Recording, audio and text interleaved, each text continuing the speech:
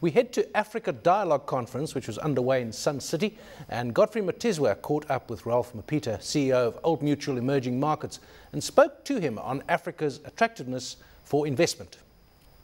The investment case for Africa has been rapidly improving, particularly over the last 5 years. And we see kind of four big themes that are happening across in terms of the African continent. The first is a consumption play, rising middle markets, able to consume more and having the ability to buy more goods than they would traditionally would have been able to while they're subsisting. Right. The second is around resources, and obviously that's one well known around resource. So that Africa's endowment with resources, oil in particular, but minerals in general. Infrastructure gaps is the other big theme that we see across the investment landscape. And then finally, financial deepening. The introduction of financial infrastructure, capital markets, as well as the ability for services for consumers. Right. So where we obviously focus on is around the financial deepening. And we're seeing attractive opportunities both in West Africa and East Africa in particular.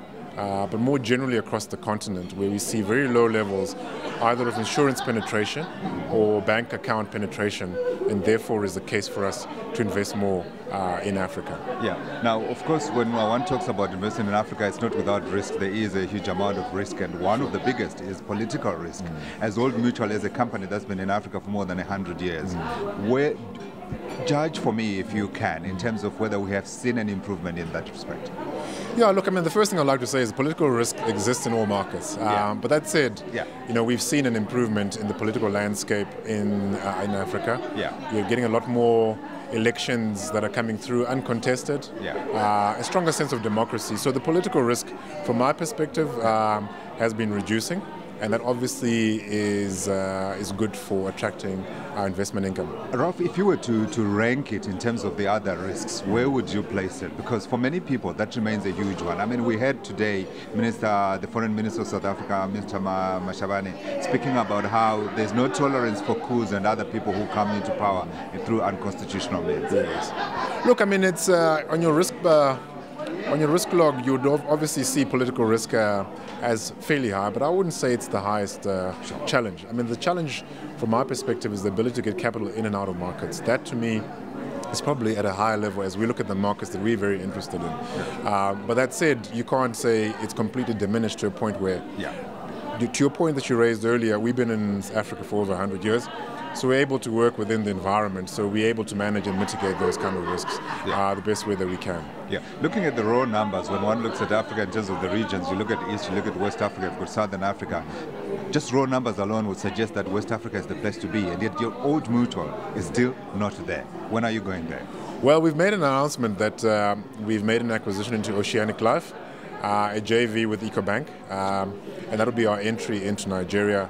It's imminent, it's awaiting. Slow. Well, I wouldn't say it's slow, because I think the financial services opportunity follows the other plays that I spoke about. Firstly, consumption, resources, and infrastructure gaps. So to me, it's an issue of the timing is probably right now. Right. If you look, for example, at insurance penetration in a place like Nigeria, just life gross written premiums, the percentage of GDP would be about 0.1%, which is very low. Right. So the market is still very virgin.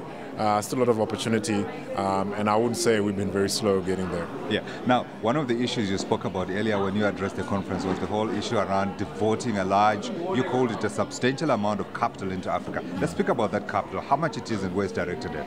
Well, look, I mean, we've basically looking at a 2 to 5 year period where we substantially want to grow our businesses in Africa. In the markets that we're currently in, we want to invest more, and there'll be new markets that we'll like to enter either through organic or inorganic approaches.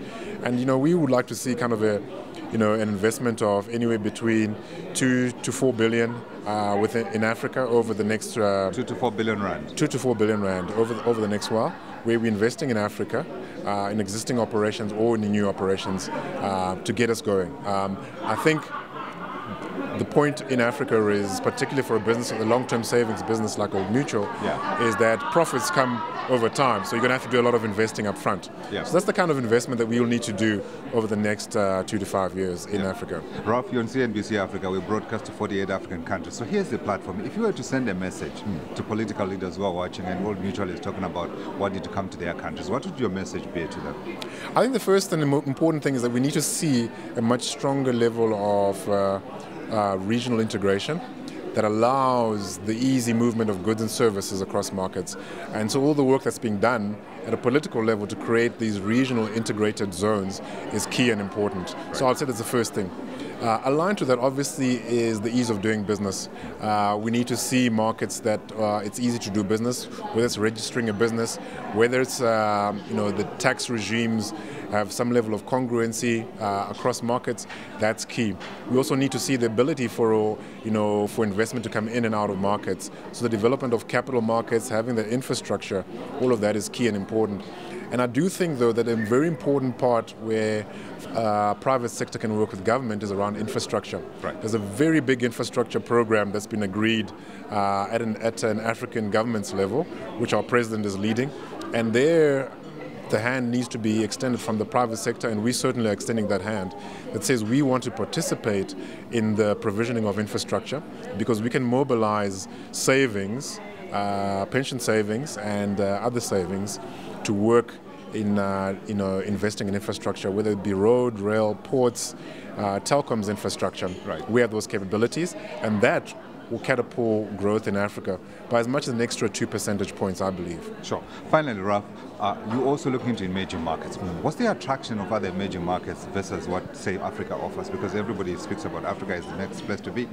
Yeah, look, I mean, it's a matter of priorities. And for us as an organization that is, based in South Africa, and we obviously look at South Africa first and the rest of Africa in the same, through the same lens. But the other rest of emerging markets are equally attractive because they're also fast-growing markets, low levels of insurance penetration or financial services penetration, and they have the similar characteristics and interests to us. But we prioritize them behind the African agenda.